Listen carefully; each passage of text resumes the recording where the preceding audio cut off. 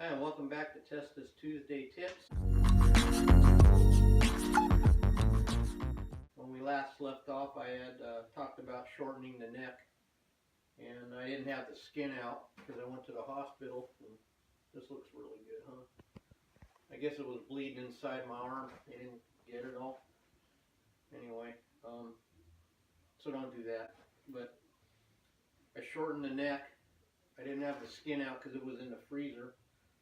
So I thought, after I got it all ready to put together, thought I'd shoot another quick tip to just show the difference, because from where we started to where we are. So this is what we started with.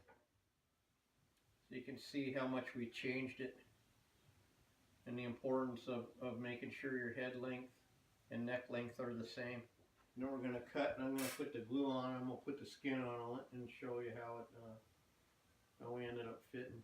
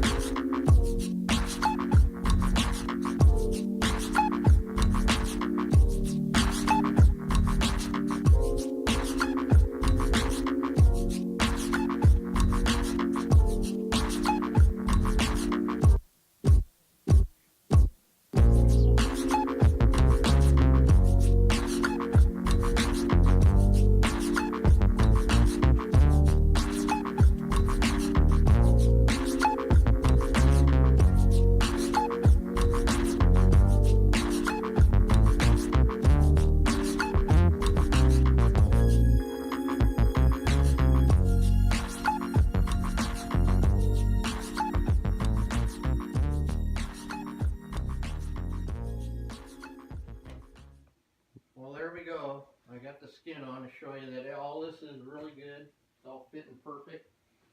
My hide was still a little frozen, so I have a couple issues, but I'm going to go ahead and sew it up and get the eyes dialed in. Still looks a little bit scary because this was a big alteration.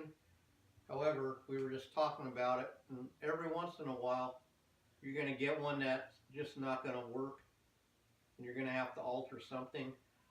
So my philosophy was, I have something here that I already had, and if I'm going to have to fix something, at least, I don't know that I saved any money, but I just, paid myself to make my own mannequin, I guess you could say.